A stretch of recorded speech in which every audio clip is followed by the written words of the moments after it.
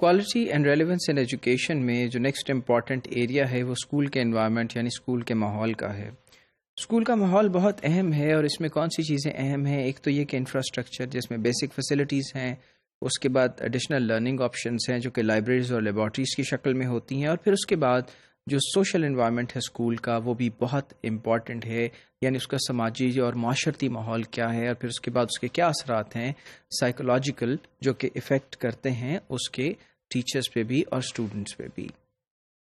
Current situation کو اگر دیکھیں تو ہم یہ دیکھتے ہیں کہ ایک سچویشن انالیسس کنڈکٹ کیا گیا BESP کے بعد، جنہوں نے نیرو کیا ہے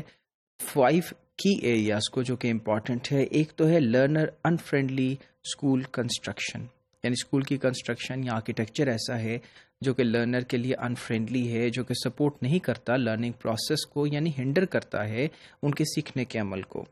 اس کے بعد وہ فیسلٹیز جو کہ موجود ہی نہیں ہیں، اور اس کے بعد لو اویلیبلٹی اینڈ یوزیج جو ہے لائبریریز کی اور لیبارٹریز کی، اور اس کے بعد ہائرارکیکل اینڈ کوریسو اسکول کلچر ہیں جو کہ کارپورل پنشمنٹ کو پروموٹ کرتے نظر آتے ہیں، یعنی اسکول کے اندر ہائرارکی موجود ہے، بڑا ایک اسٹرانگ ڈسٹینس اور ڈفرینس موجود ہے ڈفرینٹ جو ہیں لوگوں کی ڈیزگنیشنز کے اندر، اور پھر ان کی سوشل جو ہے پلیسمنٹ بھی اسی طرح فرق ہے، اور پھر اس کے بعد جو ہے کو کلر جو ایکٹیویٹیز ہیں ان کا ایک ہم دیکھتے ہیں کہ کمی کا رجحان ہے، یعنی یہ جو ہے بڑی ڈسپیرٹی ہے کہ جو غیر نصابی سرگرمیاں ہیں ان کو بھی ڈسکریج کیا جا رہا ہے اسکولوں سے۔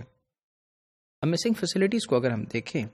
تو ایسا نظر آتا ہے کہ پانی موجود نہیں ہے، بجلی موجود نہیں ہے، ٹوائلٹس نہیں ہیں اور باؤنڈری والز نہیں ہیں۔ 55% جو اسکولز ہیں پرائمری اسکولز ان کے اندر ایک ٹیچر موجود ہے، یعنی ایسا ہے کہ اگر ایک ٹیچر مسنگ ہے تو وہ جو پورا علاقہ ہے وہ جو سب بچے ہیں وہ کچھ بھی نہیں کر پائیں گے اتنے دن تک، اتنے عرصے تک جب تک کہ استاد موجود نہیں ہے۔ So it is highly dependent just on one teacher. اس کے بعد 26% کے پاس کوئی کمرہ نہیں ہے، اور جو فیمیل سکولز ہیں اس میں یہ ریشیو جو ہے وہ 34% تک ہے۔ 11% جو ہیں ان کے پاس صرف ایک کمرہ موجود ہے، 14% کے پاس 2 کمرے موجود ہیں۔ تو ہم دیکھتے ہیں کہ واقعی یہ ایک لرنر انفرینڈلی سچویشن ہے۔ اور پھر ٹیچرز کو ٹرین نہیں کیا گیا ملٹی گریڈ ٹیچنگ کے لیے، اور یہ سمجھا جاتا ہے کہ جو اسکول ہے وہ سب ایک جو ہے وہ نارمل ان پٹ اس کے لیے چاہیے ایک نارمل اسکول کے طور پہ، یعنی ون سائز فٹس آل کا رجحان ہے کہ اگر ایک ٹیچر کو ہائر کر لیا گیا ہے تو یہ زیوم کر لیا جاتا ہے کہ وہ تمام کلاسز کو پڑھا سکتے ہیں، جبکہ حقیقت اس کے برعکس ہے، کیونکہ چائلڈ نیڈس جو ہے ڈفر ایٹ ڈفرنٹ اسٹیجز، وہ چینج ہوتی رہتی ہیں اور مختلف سٹیجز پہ مختلف رہتی ہیں، جس میں لرننگ، کوگنیشن اور بچے کی پرسیپشن کے ڈیولپ ہونے کے جتنے جو ہیں وہ ایریاز اس میں شامل ہیں۔ اور اس کی وجہ سے کیا ہوگا پھر کہ لرننگ اور جو ٹیچنگ ہے دونوں کا پروسیس جو ہے وہ رکنا شروع ہو جائے گا، اس میں کوئی نہ کوئی پرابلمز آنا شروع ہو جائیں گے۔ مڈل اور سیکنڈری سکولز میں ہم دیکھتے ہیں کہ لائبریریز استعمال نہیں کی جاتی اور لیبز بالکل ڈس فنکشنل ہیں۔ اب جو لیبز ہیں ان کی فنکشننگ 2 چیزوں پہ ڈیپینڈ کرتی ہے، ایک تو اس چیز کے اوپر کہ وہاں ہیومن ریسورس کیا ہے یعنی ٹیکنیکل پرسنس کی اویلیبلٹی، اور سیکنڈلی اس چیز کی کہ وہاں جو کنزیومیبلس ہیں جن چیزوں کا استعمال کیا جاتا ہے ان کی بھی جو ہے وہ ریپلینشمنٹ جو ہے وہ کی جائے کچھ عرصے کے بعد۔ سو ہم یہ دیکھتے ہیں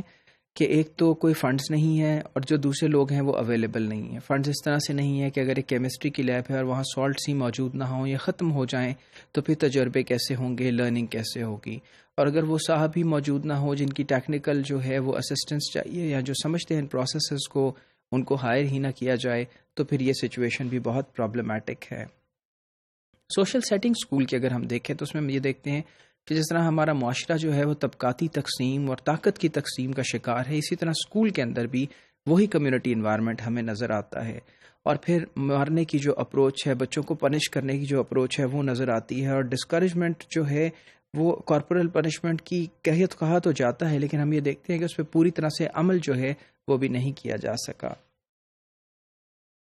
اور رزلٹ کیا ہوتا ہے؟ بچوں کے اندر خوف کا رجحان، یعنی خوف پیدا ہو جانا، جس سے ان کی شخصیت بھی متاثر ہو جاتی ہے، وہ گھبرا بھی جاتے ہیں، اور پھر اسکول میں لرننگ کے بجائے وہ خوف زدہ رہتے ہیں، یعنی استاد ایک دوست کے طور پہ نہیں بلکہ ایسا ایک جو ہے امیج بن جاتا ہے کہ یہ وہ ہے جس نے مجھے سزا دینی ہے اور مجھے سزا سے بچنا ہے۔ سو ایسے ماحول میں کبھی بھی جو ہے پرسنالٹی جو ہے وہ فلرش نہیں کر سکتی، اور بچے جو ہیں وہ کبھی بھی ٹھیک طرح سے جو ہے وہ لرننگ نہیں کر سکتے۔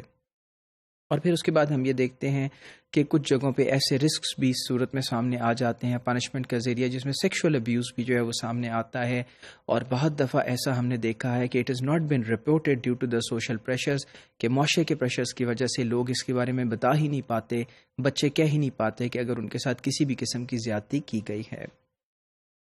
اب اسٹریٹجیز کیا ہو سکتی ہیں امپروو کرنے کی؟